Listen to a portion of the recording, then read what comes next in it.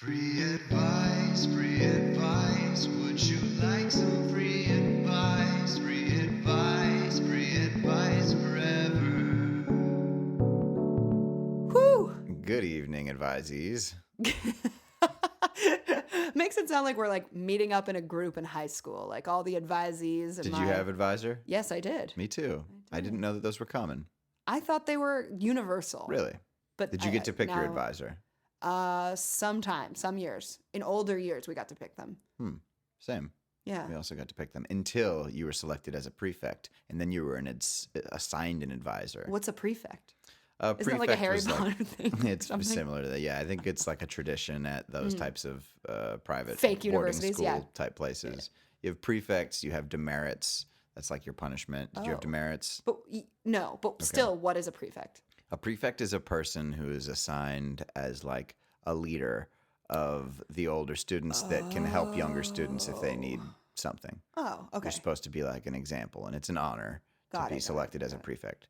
They had a prefect point system at my high school, so like every extracurricular activity you did and your GPA squared factored into the prefect points. Why did they square it?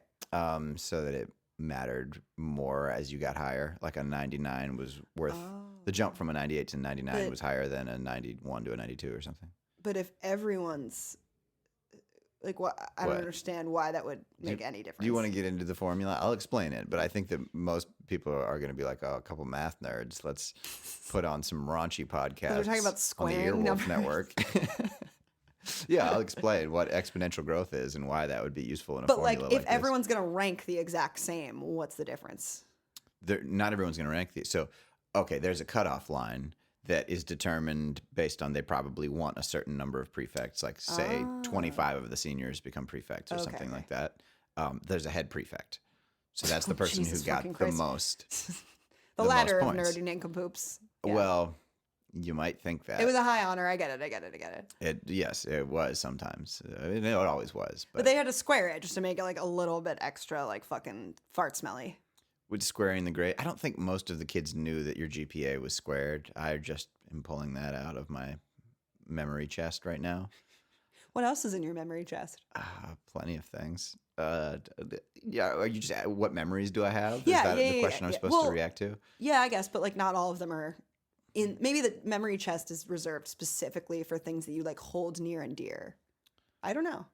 The way the foam crumbled on the pillow polo paddles that we used in gym class to play pillow polo. That's very sensory. I like that. Yeah. What did it have a smell? Yes. Okay. It smelled like foam. It was a Wow, plasticky, vivid. kind of a new shoe type of smell. Oh, okay. If that helps you. New shoe, but crumbling and old. Interesting. Yeah. Okay, so it's that rubber, fabric, sweaty sock. Yeah, there was a sweaty one. Some of the old ones were kind of dusty. I'm thinking of the new ones that replaced them. Okay. All right. Welcome to Free Advice. You really got me.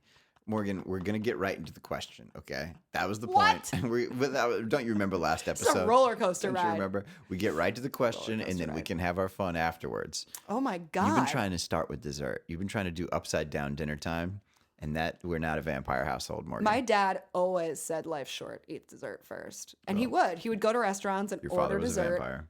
And what did you say? My Your dad's father a was a vampire? vampire, yeah. As far as I know, he's not. Vampires sleep upside down. They also want to have upside down dinner. Pretty sure my dad's bed was horizontal always. All right, here's a question. You ready? I guess so. We're If not you- going to welcome them to Free Advice and tell them who we are and none of those things. You want to do that?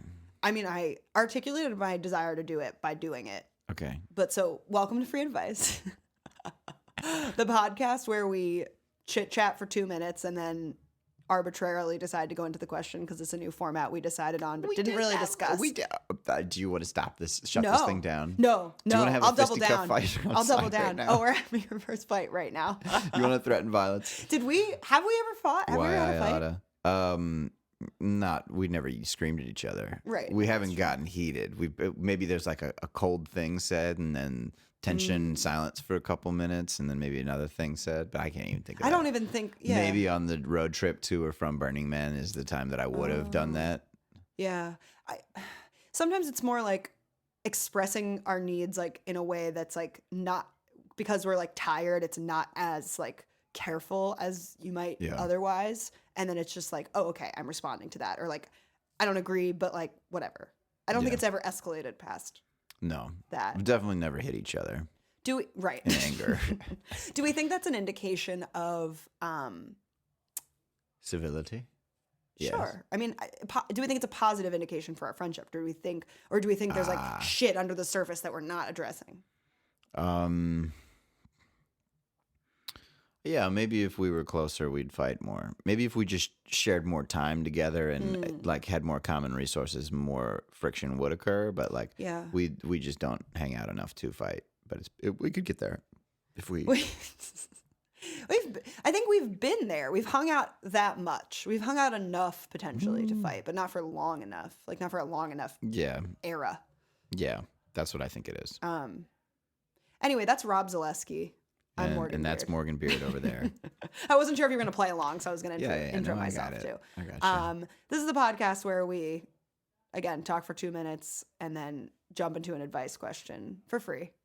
You're welcome. People are often asking me like, what is the podcast?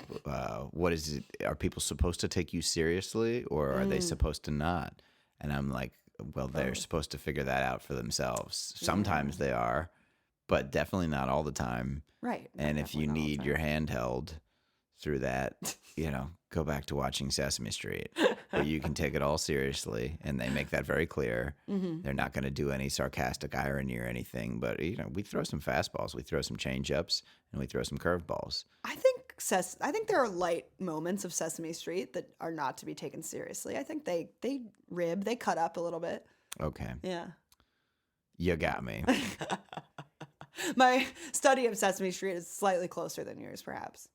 Yeah, it's been a while since I watched it. Yeah, no, yeah. More of a Muppets guy myself. Oh, really? Yeah, and Muppet Babies. Oh, yeah. Okay. What do you like about Muppets versus Sesame Street? The intended audience. It's more mature. I see. You like it better because it's more for you. The characters don't talk slow and they need kids to understand them. And they don't teach you numbers and letters. Yeah, it's like a bunch of shit I already know. Yeah. They have more funny jokes. Excellent. There's more adult content, characters like Miss Piggy. Yeah. Who is the Muppets for? It's for kids, I guess, right? It's for mature kids. Sophisticated children. Kids with beards. Yeah, refined kids. Kids with a monocle. Yeah. Yes, I love animal. I did though, yeah. Yeah. Swedish Chef is funny to anyone. I don't know who Swedish Chef is. He's the chef who speaks a version of Swedish and chops things up. Okay, That's funny. I'm not gonna get into it, but we'll watch some YouTube clips. Okay, some of my favorite Muppet clips later. Okay. People are starving for advice, so can we get to that? Can we, please? I wouldn't want anyone to die on my account. Yes. Okay. Here's a question from Reddit. It comes from user EmmyCF. Emmy like Emma as a nickname, and CF like the letters. Their question is titled, How to Have Fun. Okay. I feel lost. Have many friends. They like hanging in Dutch weed bars where they just kind of sit and chill and smoke weed. I quit weed a long time ago. I try to pull them to nice, proper bars and do more fun, uplifting things, but it's not effective, or they leave early because they just want to chill again.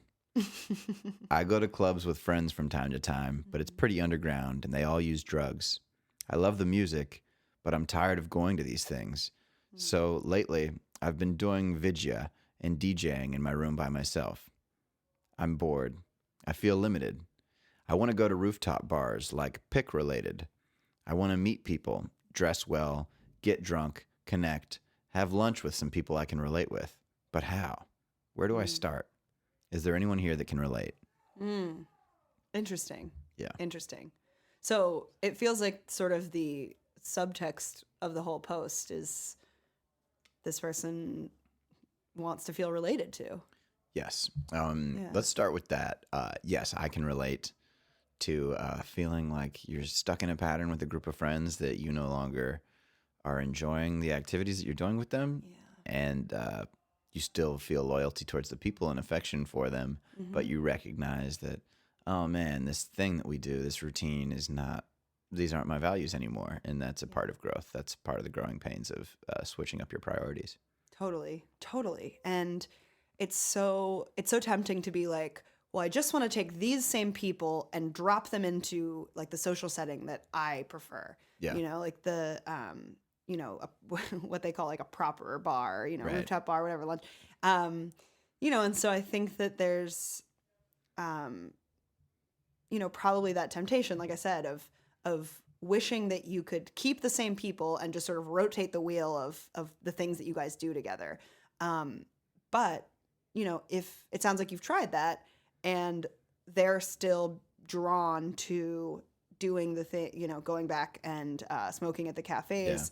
And so it kind of seems like for those people, that's their priority. And you're starting to identify that you have different priorities. And that can be a really tough thing to grapple with. I want to take back me saying that this is necessarily growth. It's just a different. Well, I think that can be a dangerous way of looking at it. You can develop a superiority over these friends. Like, Right. Well, Totally. proper people at real bars, we drink. And you guys who smoke weed, that's like a lowly thing to do. Yeah.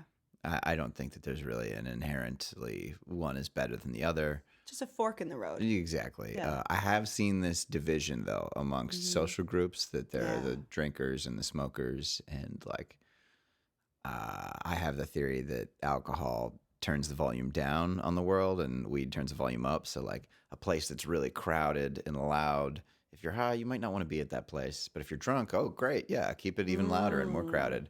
And then, like, a place where a bunch of stoners are hanging out, a drunk person's like, yo, this is boring. Can we, like, get up and do something that's more stimulating?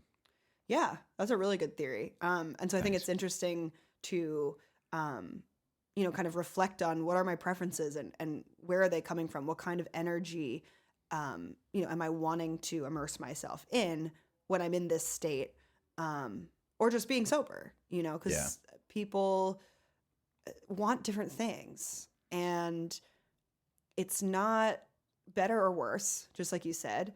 It's just different. And I think that if you are struggling to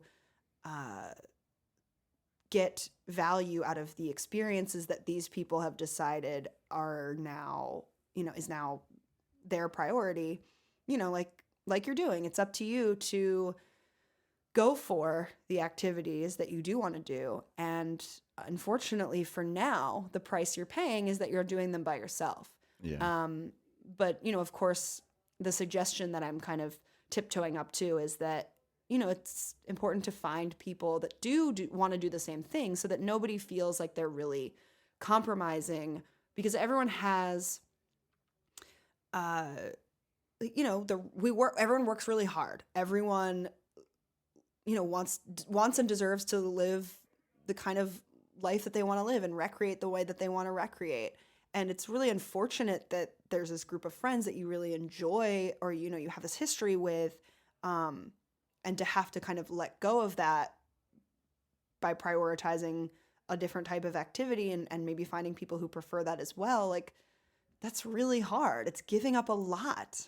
And it's like your decision between, do I care more about these people and staying with them and sacrificing what I want to do in terms of activities? Or do I care more about doing the activities I want to do and then allowing that to dictate the population that I do it with? And you might find that the people who now are on that same level of you, again, not higher or lower, but just on that same plane, you might relate to even better. Mm-hmm. Right. I think that it doesn't mean that you stop caring about your friends because you have a different interest at that moment. All these things are in flux, and maybe there will be a day when going to these cafes and smoking with these people serves you better again. Mm-hmm. At the moment, you want to get dressed up. Okay, cool. Get dressed up and go be with those people. Now, you're asking, how do I get started? That's tough. I have been there where it's like, I want to go out, but I don't want to go out by myself. If I had a friend, then it'd be easy to meet people. Mm-hmm.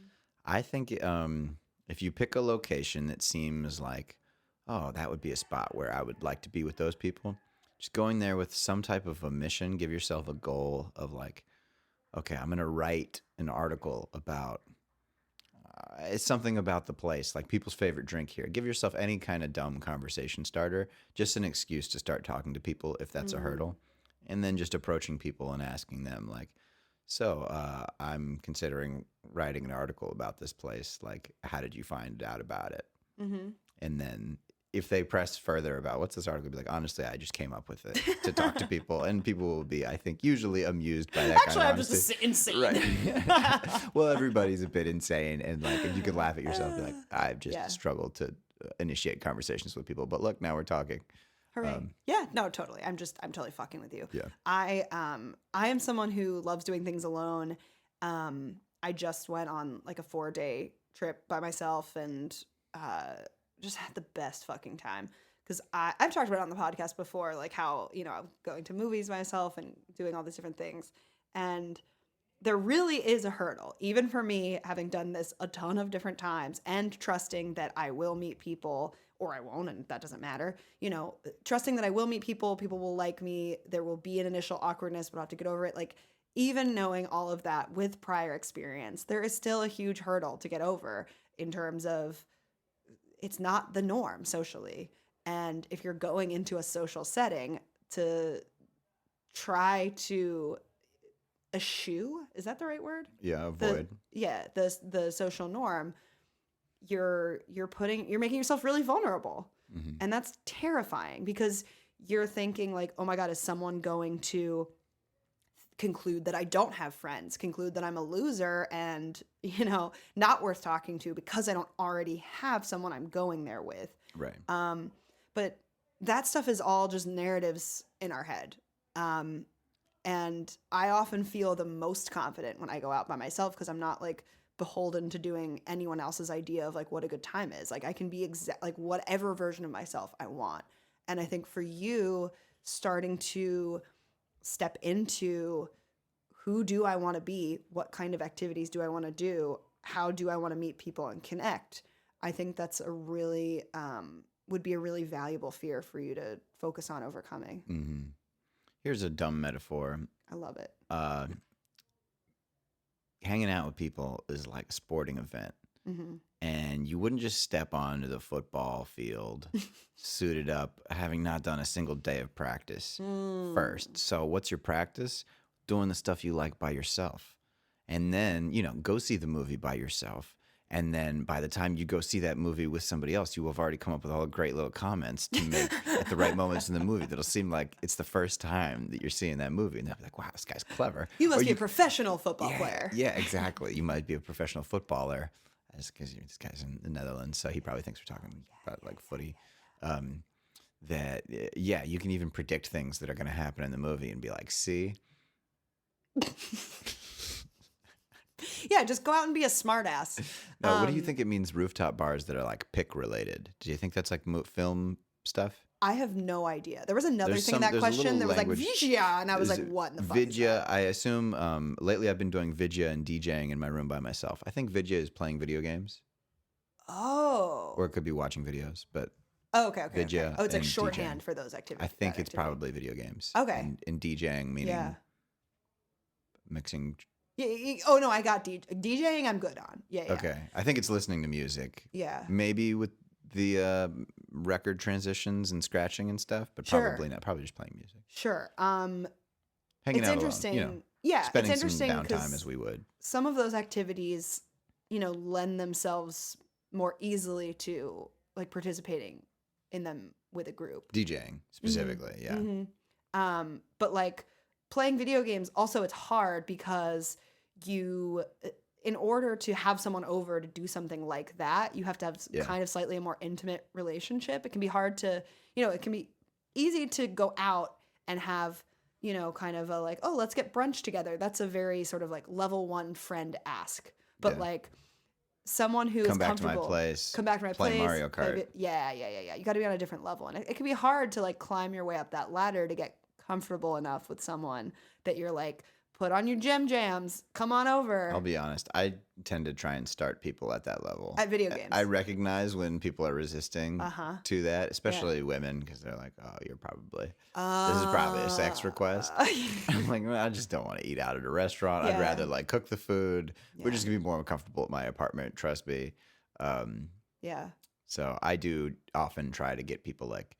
Sometimes even people who I just moved to LA and I heard you're like in the entertainment industry. Can I get some? Can we get coffee? And I'm like, yeah, just come over for breakfast. I'm making breakfast anyway. I did that with a person like a month or two ago. Oh my God. Haven't How did it ever go? seen him. Great. I don't think that they were uncomfortable with being on my balcony. I think it's nicer. It was free for them. Yeah. You know. I like going out for coffee and like those little things just because I do often spend a lot of time at home. Yeah. Although a lot of my clients, I meet them like out for coffee. So it's not like that's like the most exciting like way and unique way for me to be like out on the town. But anyway, as far as Yeah. like how EmmyCF. getting back to EmmyCF, how do you even get started with someone? There are, thankfully for us, similar to Reddit, so many amazing online platforms for meeting people and meeting all different types of people and for all different types of like connections. Yeah. And, so now there are apps for like meeting friends and apps for meeting people based on activities you enjoy, like, meetup groups and stuff. And I mean, I always recommend that to people and they're always like, yeah, whatever. And then like, I don't think ever really take that advice because there can still be sort of that stigma and that fear hurdle of like it's okay to kind of engage with this online, but actually going and doing it in person and overcoming that slight vulnerability of like, we all know we're here because we're not like with our other friends or we couldn't quote unquote couldn't find someone to do X, Y, or Z with. And it's just like, it's just an excuse that we often buy into to keep ourselves like small and stuck. And anytime that I've ever gone out on a limb and tried one of these types of things, I've really enjoyed it. Like meetup groups you're saying? Yeah. It's not like it results in like my best friends or anything, necessarily. But it is a way to like check out a new place, just like you're saying, like go to a certain restaurant, go to a certain bar, DJ or see someone DJ. I don't know, like the lingo of like what DJs really do and how they hang out and, whatever. Spin a round with someone. I don't know. That's clearly not language that anyone uses. I was just kind of trying to. No, you're doing great. Keep going, please. But anyway, my point is.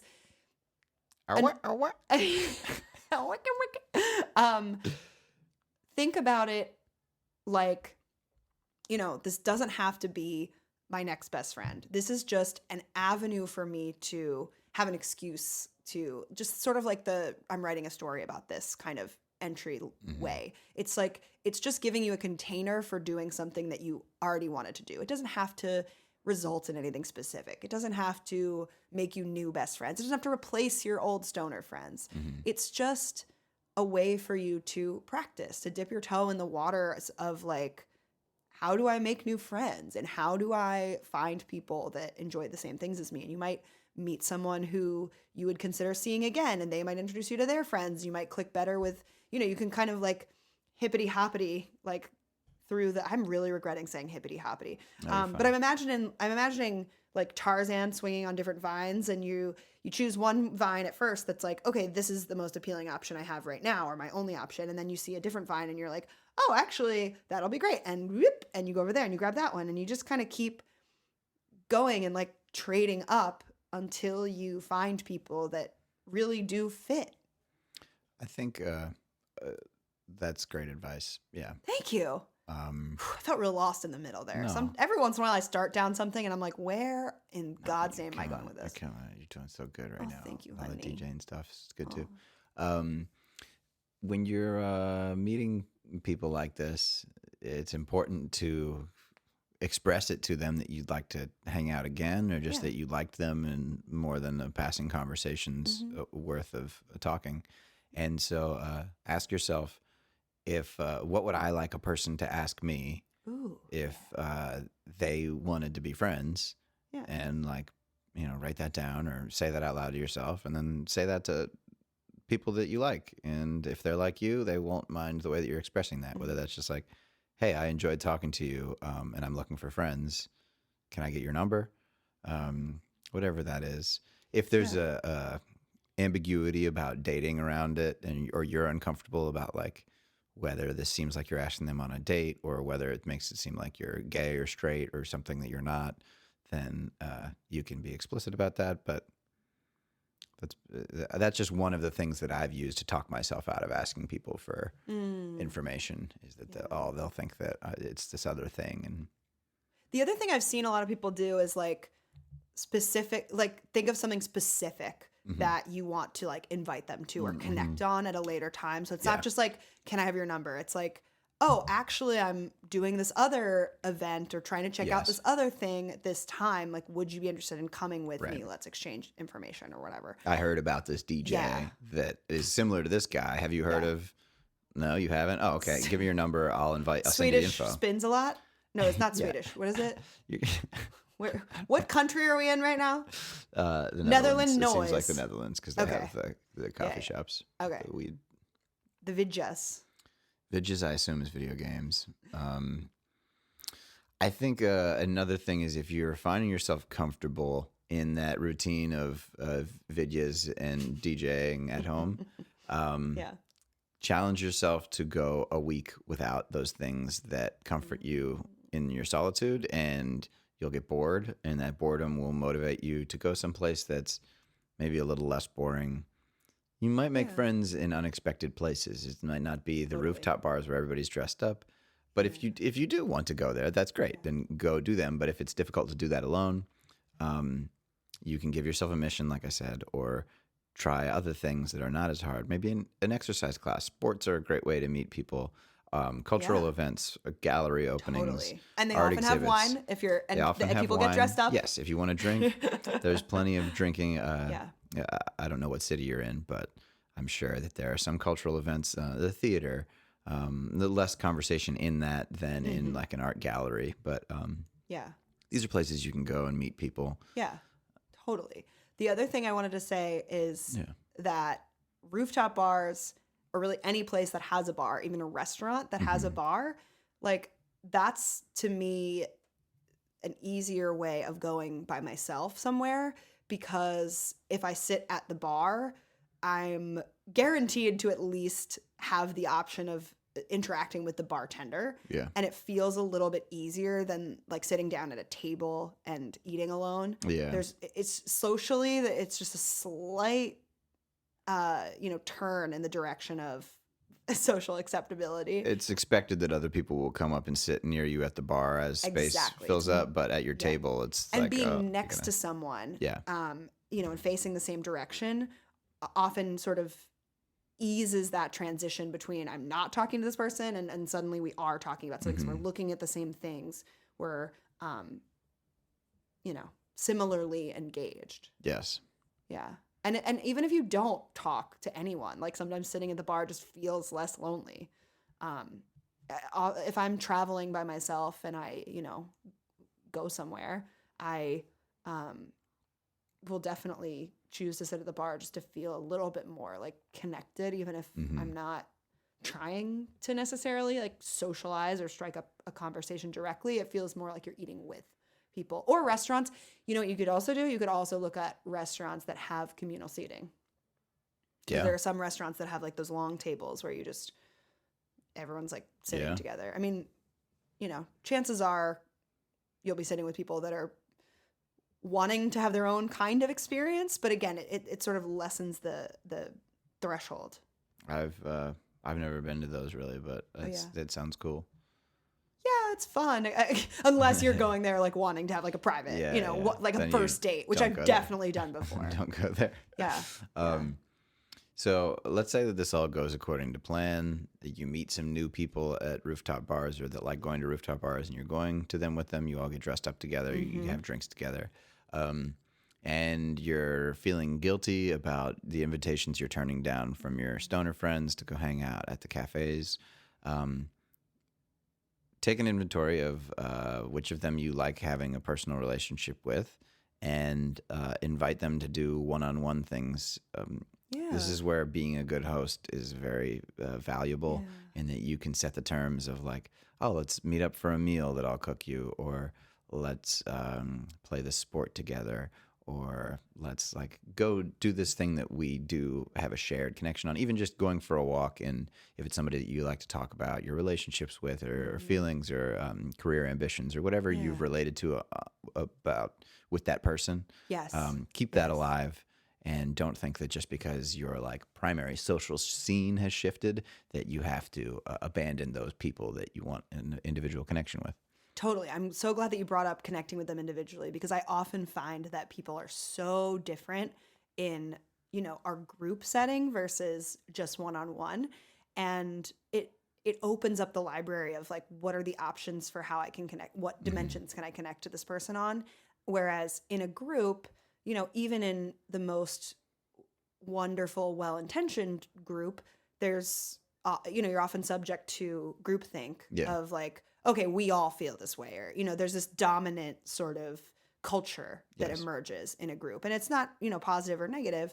It can be a really fun dynamic. Right. But often individuals' opinions get lost. And you may even find that within your group of friends, there's like one or two people that aren't into getting stoned at the cafe every single time, and would be interested in kind of segmenting the group and doing different things. And I also love your suggestion of, setting the terms for the hangout yourself by inviting them, you initiate it. So you get to hand pick the people and the activity. And maybe there's some third thing that kind of that's what I was marries, that kind of marries the quote unquote chiller context of the cafe with something that's a little more quote unquote proper. Oh, I wasn't going to say that. I don't know. I think that, it doesn't have to be choosing between getting stoned on a couch and saying nothing and, getting drunk and being super like hyped at a rooftop bar. If it's an issue of contention, don't invite them one-on-one to come to the rooftop bar with you that they don't like doing, that you're always trying to drag them to. Pick like a third thing that neither of you particularly like, that's kind of like more neutral territory. Pick something you specifically hate and then grumble about it together. Well, that actually can be right? fun. It's not It can be very terrible. fun. Not a terrible I suggestion. thought you were just being shitty, but you're not. What is, if they're into a weed setting and you're into an alcohol setting, what do you both look like at a zoo where the neither are present? It's like a, an animals in cages setting. Yeah. Right? Or how would you behave in a hot tub? Yeah. Are hot tubs in either camp, do you think, traditionally? I think a variety of substances can be enjoyed in a hot tub. Yeah, I agree. Or sober. Or hanging out by the pool. I just think they're great. Yeah. Hot tubs. Bodies of water. As long as you're Especially not hot too tubs drunk with or high. bubbles. As long as you're not in danger Sure, of drowning. yeah, don't hurt yourself. Yeah. We Yeah, really but have like to say that. going to the beach, people love smoking weed and drinking at a beach. I mean, I don't know what kind of beach access you have. We're in LA. I'm very focused on my specific lifestyle. In the Netherlands, the beaches probably aren't too warm. Probably not what's happening primarily. Yeah. What do you guys have? Boat rides? Is that a thing? I don't know. Sure. I went to Amsterdam once when I studied abroad. And I remember doing like one of those little boat tours. It was fun. But yeah, I mean, going for a walk. That way you're like moving your body and, chatting, because that can kind of liven things up. Mm-hmm. Now I'm just like, what's an activity? What are activities? You're walking around a place where you have to buy something. Oh, like, I need a new ottoman, but let's just walk around that market together. Yeah. And maybe if we see something, that's a date idea for a friend. Yeah. All right. Did we nail it? Is there anything more you want to say to EmmyCF? Yeah, I do want to say a couple other things, actually.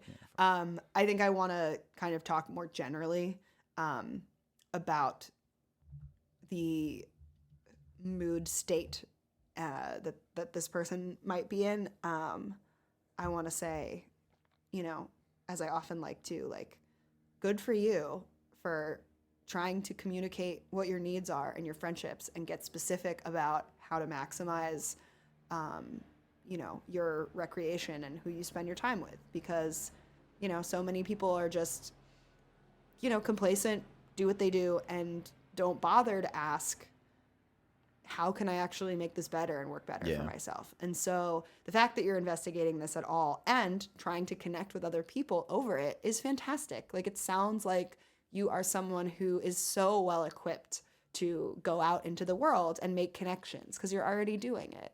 Like, we get to hear your story and hear a little bit about you and I don't know, some other third thing. Just the structure of that sentence, I just wanted it to go differently.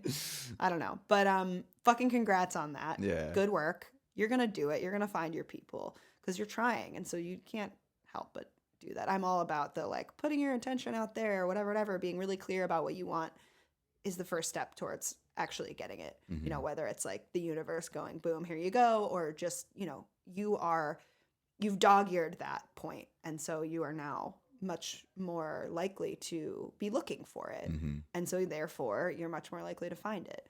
I think there was something else I wanted to say. Oh yeah. The other thing was sort of appreciating and being grateful for the relationship dynamics that you do have and that you have had, and appreciating the things about yourself that you've brought into these social dynamics in the past. Because often when we try to go for something new, we kind of forget the old successes that we've had. And I think it's really important, especially if you're trying to get bold around standing up for your needs and what you want and, you know, jumping into the deep end in terms of interacting with new people. It can be really scary. And so you can kind of doubt yourself and feel like, oh God, like I'm the less than person. I'm the person that wants something out of these people and nobody's going to want what I have, whatever. But that's not true. You've made these really great relationships that you've invested in, and now you're ready to go to what is the next level for you. Again, no value judgment on who does what activity, but you are advocating for something better. And it takes that step of, I believe in myself enough to go get it, and I am good enough. And just because I'm deciding to bravely go out on my own in it, doesn't mean that I'm a loser or less than or not worthy of connection. I think not to imply that any of that was what you were thinking, but I think it's important to say. Yes. My mind likes to come up with excuses for why I should back out at the last moment when I'm about to do something alone or I'm about to approach a person. Seems interesting to me. Yeah. Just recognize those for what they are. Yeah. And your mind always goes to the worst case scenario of like, they're going to think all the things that I'm most afraid are true about myself. Yeah. And they're not. They're going to meet you just as you are. Right. They're going to see you putting your best foot forward. And also you're allowed to make a bad impression on somebody. Fuck yeah. It doesn't ruin it.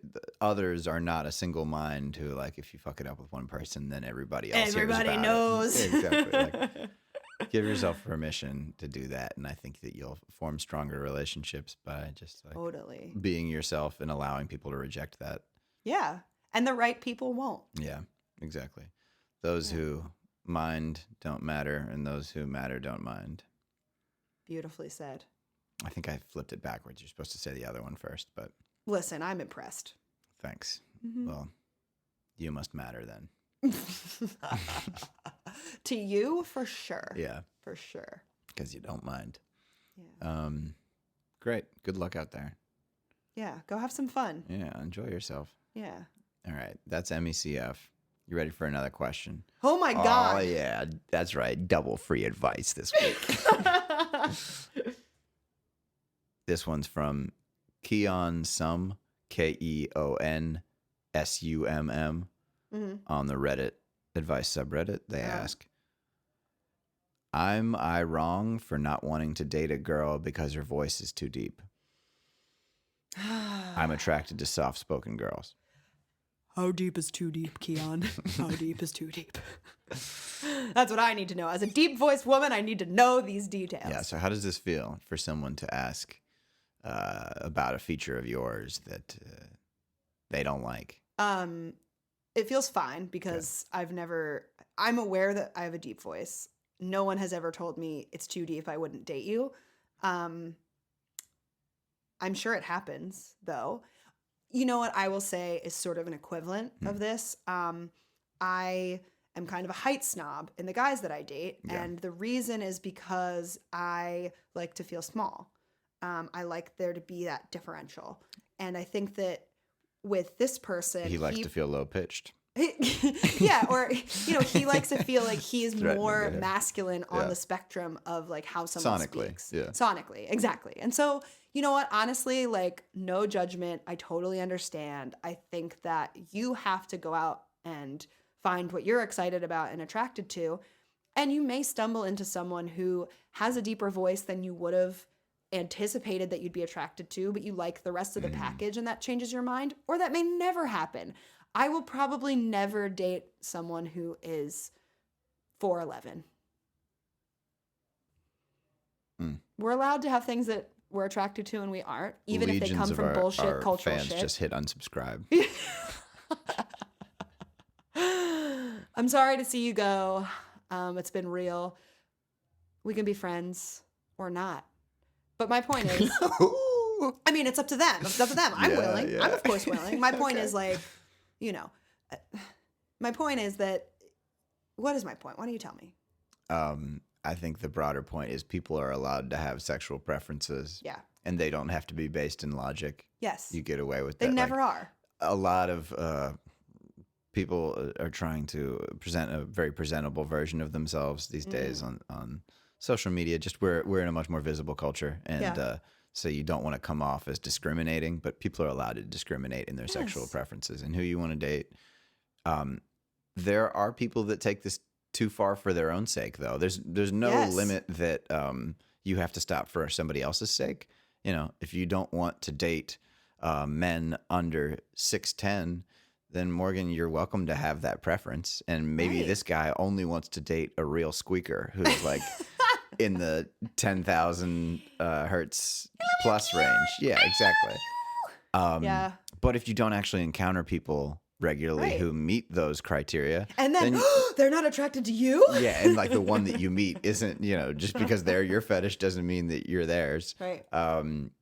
So that you may want, some people have too tight of standards that hold them back from really connecting with people, and then maybe, loosen them up a little bit for your own sake. Just Exactly. I mean, I think that we all deserve the chance to like fucking go for the gold and try to date whatever our highest standard is. Yeah.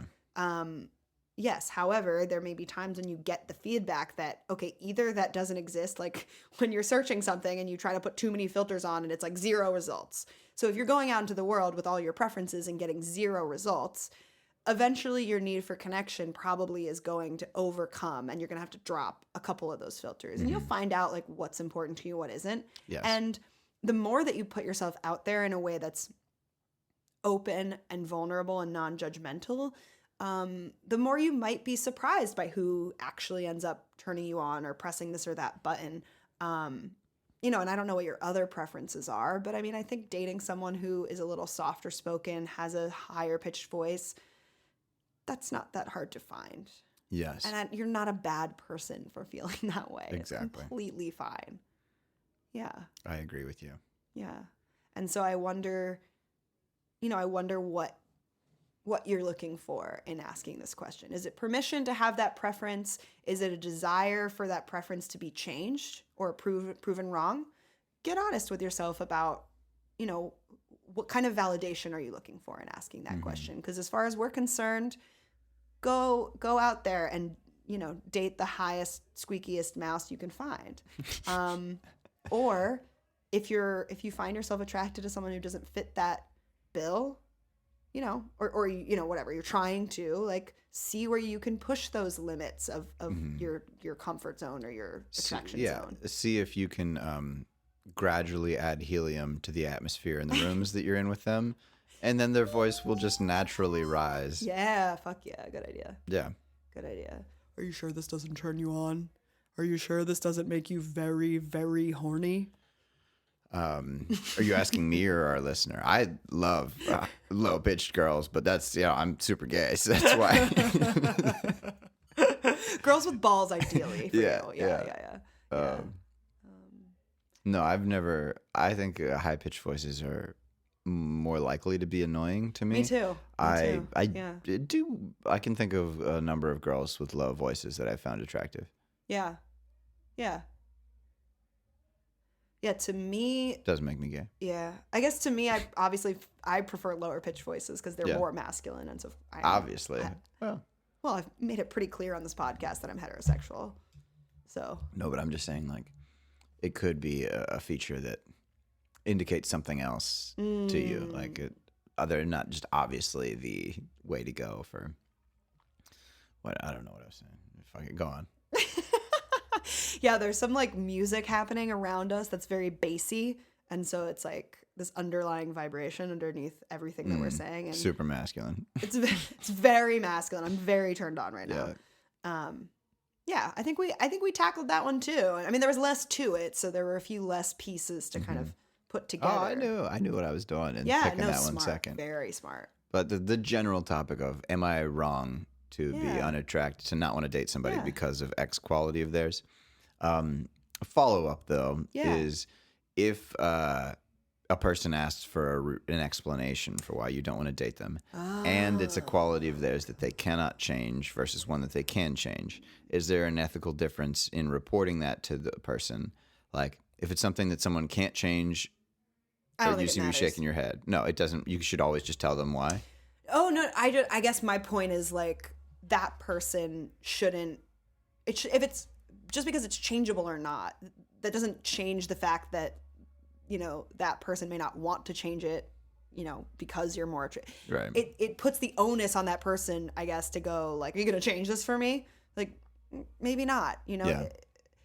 That person doesn't have to. Well, yeah, I agree that ultimatums don't establish a good relationship. I mean, even good more on a distribution more of power. subtle level than that. Like, you know what I mean? Like, we can often kind of.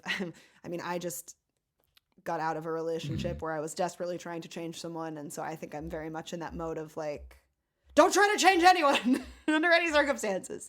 But the reality is that they do have to want to change. And if you're going to make someone sort of feel rejected or bad about something they can't change, you might equally make them feel bad about something they could theoretically change. Okay. Does that make sense? Yeah, but if it's something that's under a person's control and they are willing to change it, then I think Sure. it's worth telling them the thing. Be like, Yeah. if I'm allergic to your pet and so I can't be around you, Sure. like it's just that, and they It are also willing to get rid of depends. their pet, or they didn't care for it anyway, like whatever. It depends on the stage of the relationship. Yes, too. it does. But I've been like on a dating app and found out someone's height and been like, I'm sorry, I honestly, that's not going to work for me. And that person was not pleased. But I was like, I'm sorry, I've done this before. I can't change that preference really necessarily. Like, I'm sorry. We had pretty much no history or anything. It was just like, it's sort of, it's you at the beginning you can have certain filters, and I think being clear about those preferences too is important, and just it can often be a relief to someone who doesn't fit that bill from the get-go to hear, like, you're not my type because of X, Y, or Z. It has nothing to do with something you could change. You know what I mean? Like, I would rather have someone tell me, I only date girls that are less than 5'5", and then I would just be like, okay, that's just never going to be me. Thanks for letting me know. Goodbye. You know what I mean? Mm-hmm.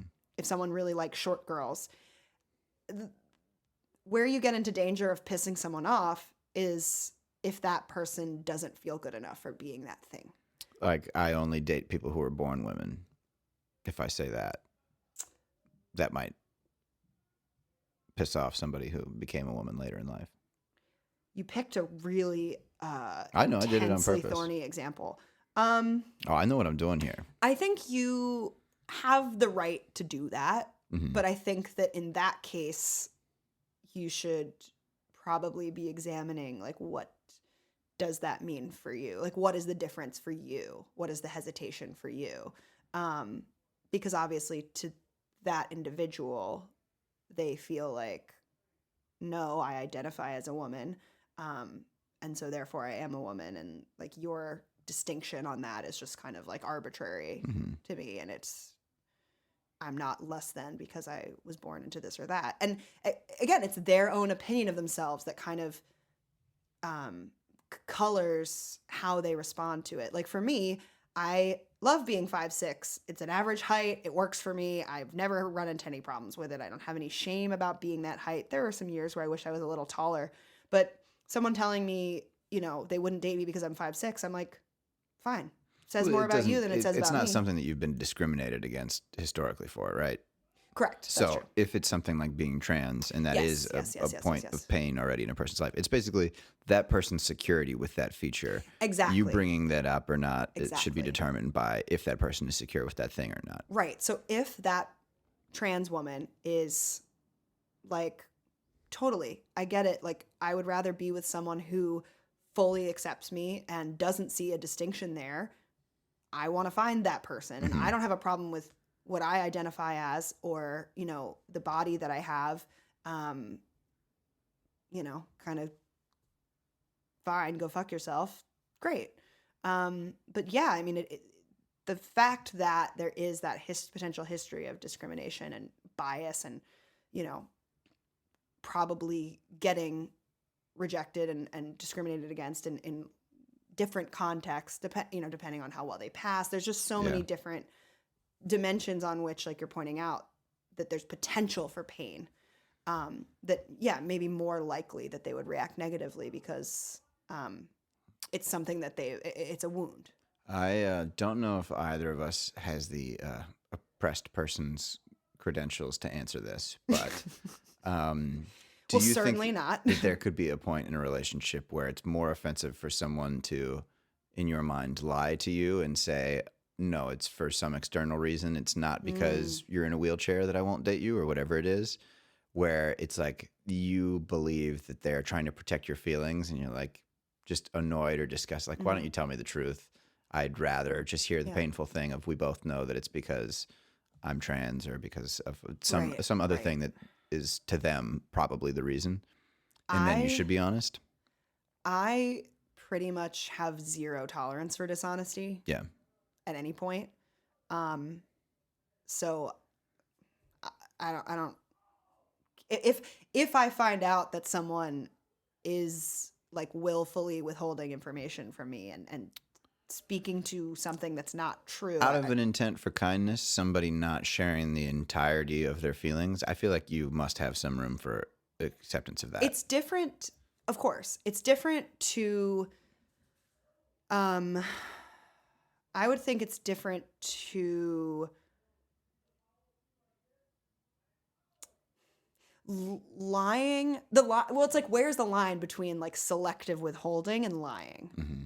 I'm someone who prefers no withholding. I'm very like, I want to know fucking everything.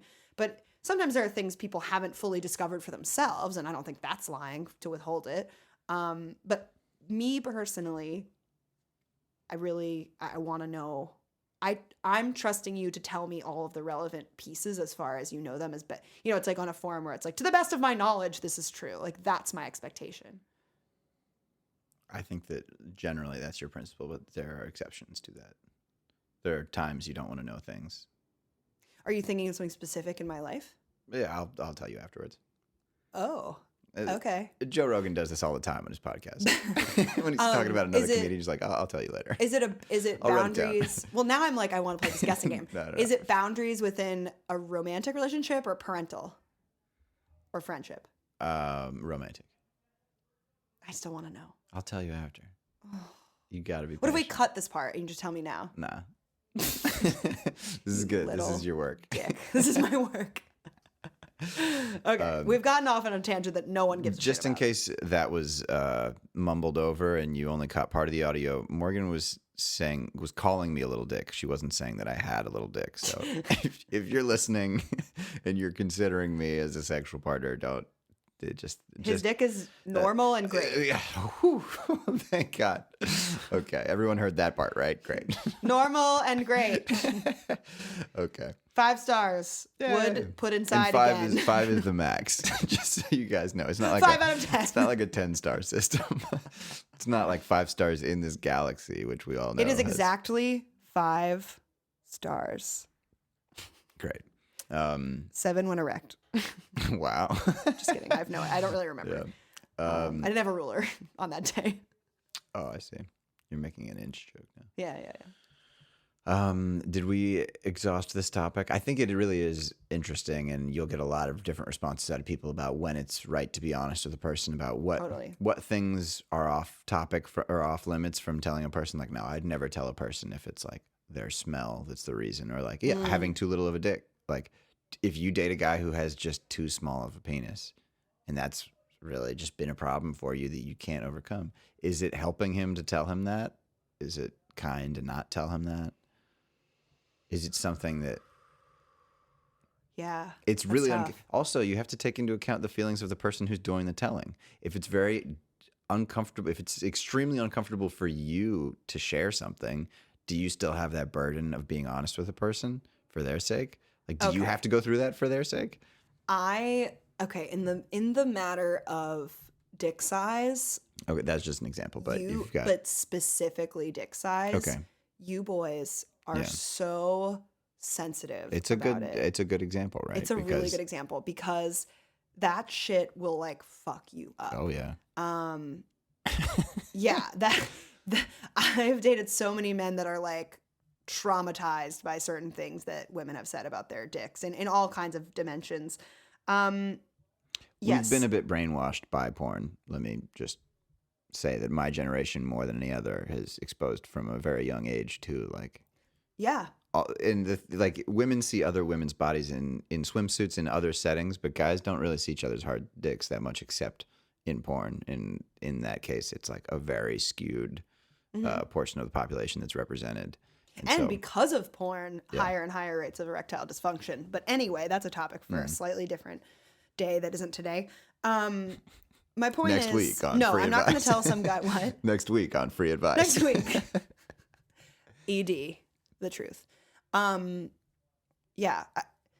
I think men and their dicks have gotten so much messaging about what they should be able to do, how they should work, what they should look like, all that shit. Mm-hmm. And they put so much pressure disproportionately on that. Yes, I have had sex with people whose dicks were smaller than my preference. I've also had sex with people whose dicks were bigger than my preference. And it's really more about fit.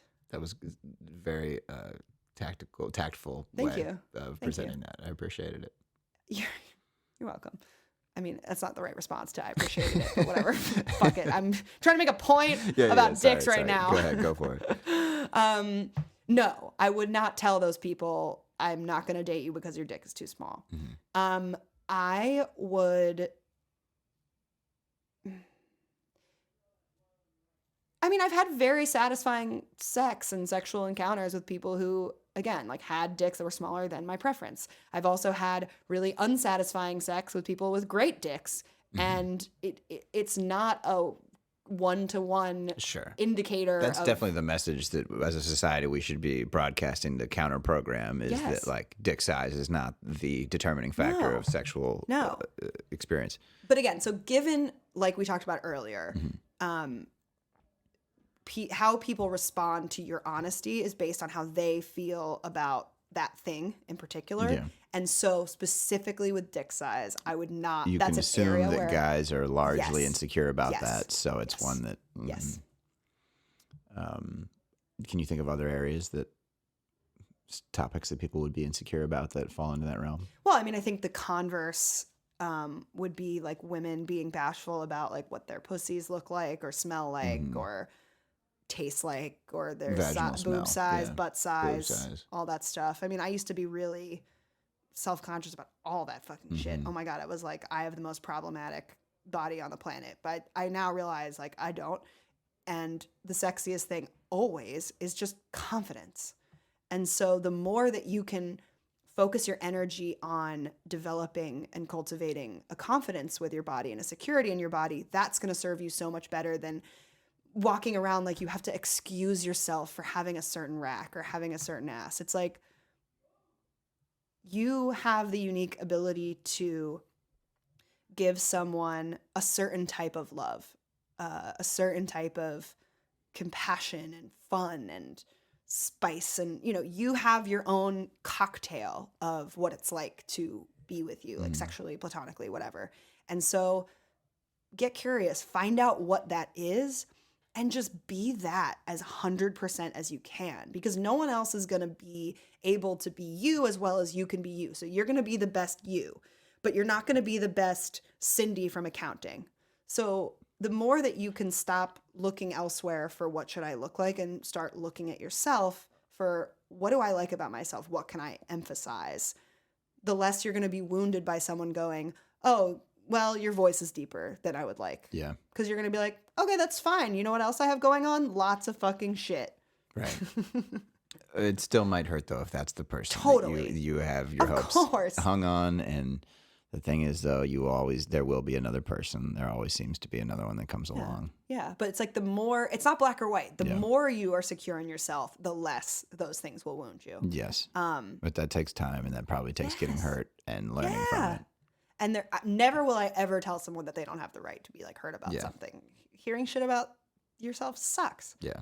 And you gotta, to get good connection and feedback, you gotta put yourself out there. And putting yourself out there often comes with fucking reeling in some garbage. Yeah. Yeah. I think we nailed that one. Nailed it. I can't wait to hear about that thing that you were going to tell me. Do you have any advice you would ask me for, or do you want to do is there anything else you want to talk about? I mean, literally, I'm just dying to jump off the podcast so you tell me the thing you're withholding from me. Good night, everybody. I can't live in secrets.